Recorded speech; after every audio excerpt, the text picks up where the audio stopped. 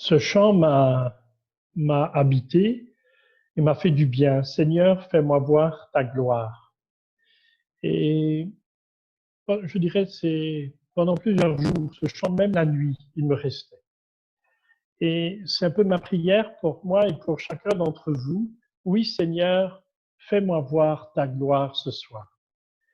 Il est vrai que depuis toujours, je cherche le bonheur. Et de manière, quand j'étais petit ou à l'école, de manière consciente ou inconsciente, je cherchais le bonheur. Je cherchais à être heureux, je cherchais à être bien dans ma peau. Et j'éprouvais par moments un sentiment de bonheur, de joie, lorsque je faisais du théâtre, lorsque je supportais la meilleure équipe de Belgique et qu'elle gagnait. Donc vous avez tous entendu, c'était naturellement Anderlecht. Heureusement que certains micros sont coupés pour ne pas avoir d'hostilité. Et puis c'était aussi un sentiment de joie lorsque, avec la bande de 7 garçons et de 7 filles que nous formions aux études supérieures. Mais ces petits bonheurs me laissaient parfois un goût amer, un goût de trop peu.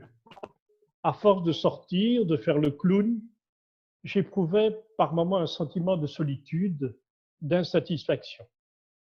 Je me suis alors souvenu avoir rencontré des jeunes chrétiens heureux, simplement heureux, sans avoir besoin d'alcool, de musique endiablée ou de danse superficielle. Et ces jeunes chrétiens ont pour moi fait, à travers le rassemblement, ont fait résonner cette parole du passage des Actes des Apôtres, Jésus, Dieu l'a ressuscité, nous en sommes témoins. Oui, pour moi, ces jeunes chrétiens étaient témoins de la résurrection. Et donc, cela m'a attiré. Visiblement, il y avait sans doute l'esprit qui avait préparé ce terrain en moi, cette attraction. Cela m'a attiré. J'entendais bien que Jésus était vivant, qu'il était notre sauveur, mais cela me restait encore un peu étranger. Par moments, vous savez, au début, Jésus sauveur, ça, pour moi, je trouvais que c'était un peu un slogan. Il fallait d'abord que j'accepte d'être l'infirme de la belle porte, celui qui allait s'adresser à Pierre et Jean. Et je dois avouer que je n'étais pas immédiatement prêt à reconnaître mes infirmités. Je me rappelle qu'un jour, un jeune me demanda s'il pouvait prier pour moi. J'ai dit non. Je trouvais que l'infirme, le gars bizarre, c'était lui et pas moi. Il avait donc besoin de prière, lui, et moi pas. Et cette peur d'être pris pour un infirme, de ne pas reconnaître être infirme, je l'ai vécu une autre fois avec Lucien. Nous revenions de Maretsu, nous étions sur l'autoroute, il pleuvait des cordes, à tel point qu'on ne voyait pas à 2 mètres. J'ai mis la voiture à l'abri sous un pont et j'ai ouvert mon cœur à Lucien. Et tout à coup, je me suis arrêté net. Un sentiment de peur m'a submergé. J'avais peur que Lucien me regarde comme un garçon à problème. Et je me suis arrêté. Je peux vous dire que en 40 ans de vie avec Lucien, je n'ai pas eu le sentiment qu'il m'a regardé comme un gars à problème, mais comme un frère. Et donc, la rencontre de Jésus vivant et sauveur est d'abord passée par moi par une reconnaissance effective de mes infirmités. Il fallait que je reconnaisse mes infirmités pour m'asseoir à la belle porte et accueillir ce que les disciples de Jésus avaient à me donner. Et une de ces infirmités qui m'était de plus en plus insupportable, faire le clown, faire du théâtre, c'était jouer à cache-cache avec la vérité, devoir faire semblant, ne pas pouvoir simplement être vrai dans ce que je vivais, pensais, dans ce que j'étais. Et je crois qu'à la maison aussi, maman avait souffert, et alors de ce qu'on vivait, de ce qu'on était, il fallait souvent dire autre chose que le réel. Mais ça me pesait. À un moment donné, j'en avais marre. Et un samedi soir, le 22 février 2020, ça, oui, il y a 40 ans, pardon, le 22 février 1975, pardon, 45 ans, je me suis senti invité à mettre le ceinturon de la vérité. Je participais avec ce groupe de jeunes de la communauté de l'Olivier à une retraite à Uccle. Au cours de l'Eucharistie, au moment du Notre Père, sur les paroles « Pardonne-nous comme nous pardonnons », je me suis senti interpellé intérieurement à ne pas faire le clown devant Dieu, à ne pas lui mentir en disant ces paroles de pardon données et reçues. J'ai alors quitté l'Assemblée, je suis allé demander un pardon à la seule personne que je connaissais à l'hôpital, des deux Alice. Je suis revenu, l'Eucharistie était finie. Mais quelqu'un demanda la prière. On pria pour moi, et en sortant de la chapelle, Jésus était devenu vivant pour moi. Et vu ma psychologie, c'était important pour moi de savoir que lorsque je parlerai de Jésus, je ne raconterai pas des blagues, des fables à ceux qui m'écoutaient. Cette expérience m'habite encore aujourd'hui, 45 ans plus tard. Je sais que si je vous parle de Jésus, je ne vous mens pas. C'est une conviction intérieure que j'ai, un cadeau, un don de l'Esprit que le Seigneur m'a fait depuis 45 ans. Et je rends grâce à mon cœur de cette certitude, mais le Seigneur me connaissait suffisamment. Du coup, aujourd'hui, c'est en confiance que je puis m'asseoir à la belle porte pour mendier au passage des disciples de Jésus. Et je n'ai pas peur d'exhiber mes infirmités. Mes infirmités, non pas comme des trophées pour attirer sur moi l'attention, mais plutôt comme des diagnostics qui sont chemin pour un soulagement, une guérison, un support paisible et confiant, une intercession, une visite du Seigneur. Reconnaître mon infirmité, c'est permettre aussi à Jésus, à travers des médiations, d'être mon sauveur. Parce que, assis à la belle porte, oui, je dois reconnaître que mon cœur est dur, que mon esprit est tordu, que je suis infirme en mon corps et souvent prisonnier de mes sentiments, que le mal et le péché font partie de ma vie. J'en suis pas fier, mais ça fait partie de ma vie. Et que la mort aussi me trouble. Et donc, c'est mon cœur dur. Oui, je suis un infirme au cœur dur. Par moments, je suis centré sur moi-même. Je me blinde. Je me blinde souvent parce que la pauvreté, la tristesse, la faiblesse des autres ou la détresse des autres me révèlent à moi mon impuissance. Mon impuissance je dirais, à guérir, à solutionner leurs problèmes. Et du coup, par moments, je mets une carapace, je durcis mon cœur, car je voudrais être le sauveur de l'autre. Je n'y arrive pas, je n'y arrive pas. De plus, un cœur dur, quand je me rappelle certaines situations vécues en fraternité, hein, ça fait tout de même 40 ans de vie religieuse, et que je mets en parallèle avec ce que Jésus dit en Matthieu. Tout homme qui se met en colère contre son frère devra passer en jugement. Si quelqu'un insulte son frère, il devra passer devant le tribunal. Et si quelqu'un le traite de fou, il sera passible de la géhenne de feu. Quand je vois les situations concrètes de fraternité et que j'entends cette parole de Jésus, je ne suis pas simplement un infirme, je suis un infirme polytraumatisé. C'est le moins qu'on puisse dire. Et les frères pourraient expliquer cela. Alors, je suis aussi cet infirme à l'esprit tordu. Il n'est pas toujours simple pour moi de revêtir le ceinturon de la vérité, parfois par peur de blesser, de perdre une amitié, de ne pas avoir tel ou tel avantage ou reconnaissance. Je ne dis pas vraiment ce que je pense par peur. Et cela me conduit souvent dans des impasses. Ces subterfuges finissent par perturber mon jugement, même si je désire prendre le chemin de la vérité et que c'est cette décision qui a fait que Jésus est devenu vivant dans ma vie. Mais je dois reconnaître que par moments, cet esprit tordu fait que je suis contaminé. Et en ces jours de confinement, c'est alors ajouter un virus intérieur à un virus extérieur. Et, entre parenthèses, ils sont tous deux aussi menaçants.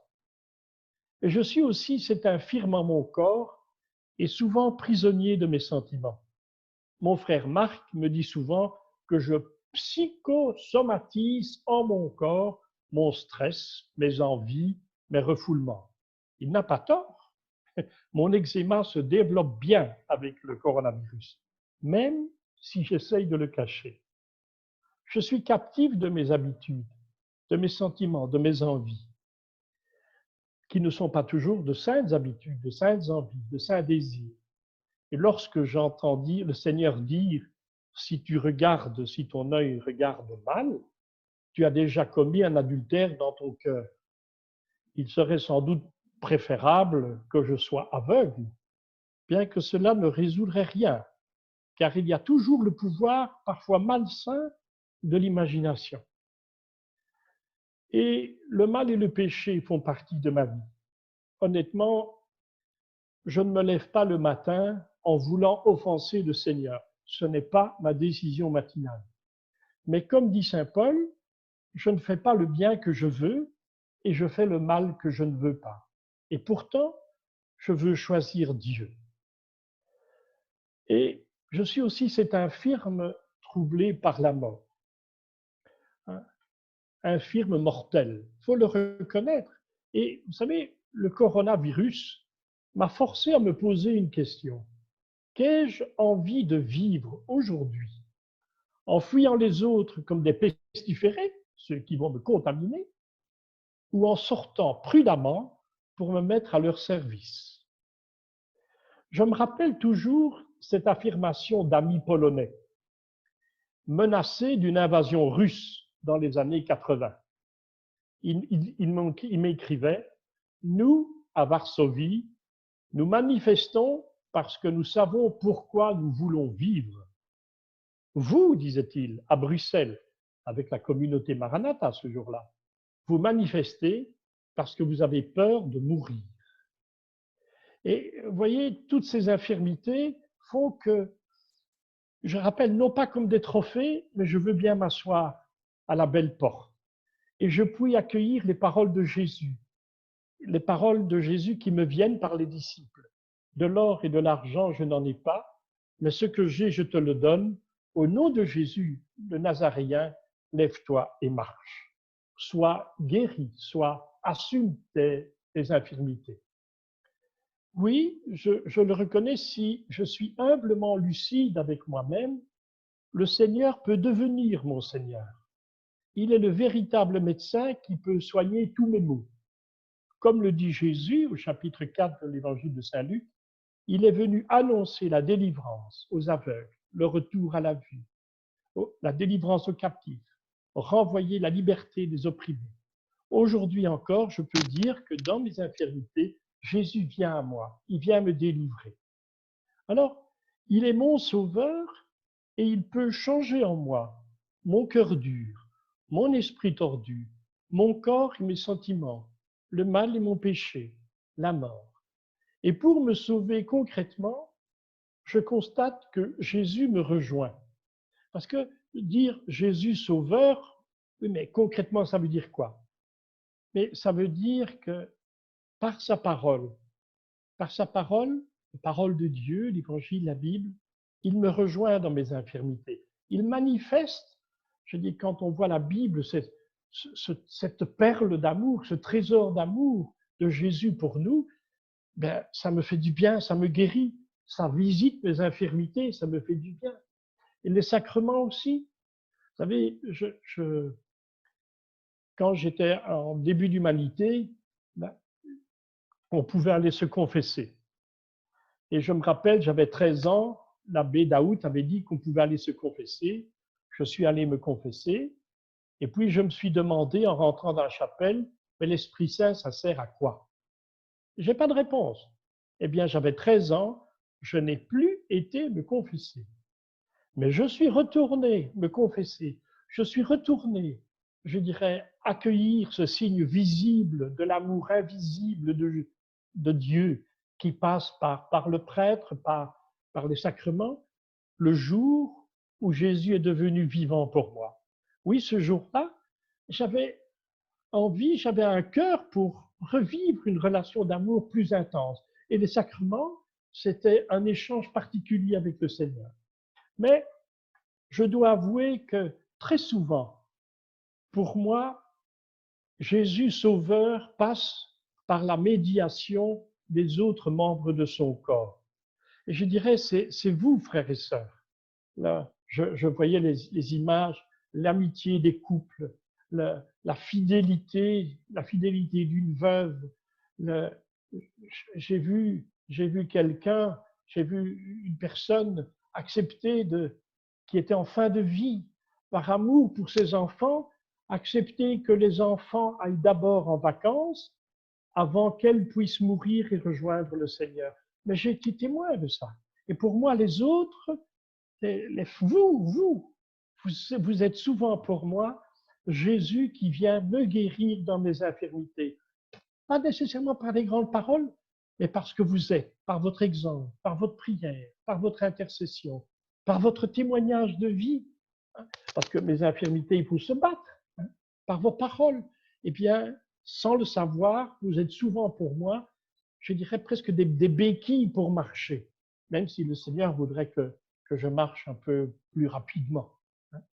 Et alors, si je devais prendre une image pour dire, mais comment définir Jésus Sauveur pour moi concrètement dans ma vie? Je dirais, il est pour moi comme un maître nageur. Un maître nageur, vous connaissez tout ça, hein, à la piscine, quand vous allez à la piscine, au bassin de natation, ou même à la mer, il y a toujours un maître nageur qui est là pour veiller. Eh bien, Jésus est comme un maître nageur qui m'invite à nager d'une rive à l'autre. Il y a tout un chemin de vie. Là. Il y a une rive de naissance pour une rive de rencontre éternelle. Et quoi que nous pensions, hein, et ce trajet d'une rive à l'autre, nous devons tous le faire personnellement, et moi aussi. Et pour faire ce passage, Jésus, en bon maître nageur, m'apprend non pas la brasse, non pas le crawl ou le papillon, mais l'amour, la charité, le dévouement, la gratuité. Et comme tout maître nageur, il me suit dans mon déplacement, mon évolution. Il est toujours prêt à sauter à l'eau pour me tirer d'embarras. Mais quand ce n'est pas nécessaire, il ne saute pas parce qu'il se dit non, il va y arriver. Il fait confiance. Et si j'attrape, parce que j'aime bien nager, comme j'ai rarement l'occasion, mais l'autre fois, il m'est arrivé d'avoir une crampe. Et si j'ai une crampe dans l'amour, due à la lassitude de faire et refaire, en me crispant parfois, en durcissant mon cœur, hein, refaire les mêmes actes d'amour, les mêmes actes de gratuité, reprendre chaque jour les mêmes décisions d'aimer, et que, à force de faire tout le temps la même chose et de se crisper, j'attrape une crampe, il est là. Il est là pour venir assouplir ce qui s'est raidi en moi, ce cœur dur. Il vient à ma rencontre, puis repart, me laissant ma liberté. Et je dis, c'est important cela. Le Seigneur n'est pas... Il nous fait confiance, il nous donne l'esprit pour cela. Et si la distance est trop longue, ou la natation trop dure, trop pénible, il m'envoie la barque de l'Église, hein, ou le radeau, hein, ou le zodiaque de l'Église, il envoie ça, pour que je puisse refaire mes forces. Mais je constate que, étant mon Sauveur et mon Seigneur, parfois quand le zodiaque ou le radeau ou la barque de l'Église arrive, on aurait envie de s'y réfugier euh, pour se cacher et dire, allez les autres, allez-y, ramez ou quoi. Mais c'est pas ça.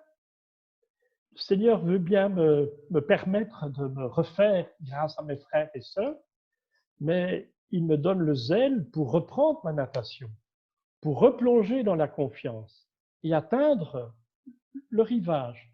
Là, Augustin dirait la patrie, là où il m'attend un jour. Et je peux vous dire, frères et sœurs, parce que je vous disais, j'aime bien nager, je ne crains pas de couler. Naturellement, si vous me mettez dans une vague, une tempête déchaînée, un truc où les vagues me submergent, je ne dirais pas que je ne vais pas couler, à force de boire les vagues, je dis pas ça. Mais pas dans un bassin de natation. Je ne sais pas couler. Parce que j'ai constaté ça. Le souffle est en nous. Le souffle est en nous. Et quand vous êtes dans un bassin de natation, si vous êtes fatigué, si vous ne savez plus nager, mais remplissez vos poumons d'air, remplissez-les d'air. Vous allez flotter, vous allez flotter. Le souffle de l'esprit est toujours en nous.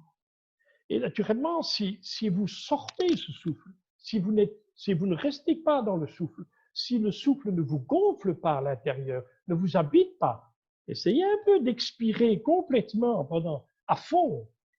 Vous allez couler. Et je vous garantis. Mais si le souffle reste en vous, vous ne coulerez pas. Il vous maintient à la surface. Et ça, j'en ai déjà fait l'expérience et je rends grâce à Dieu.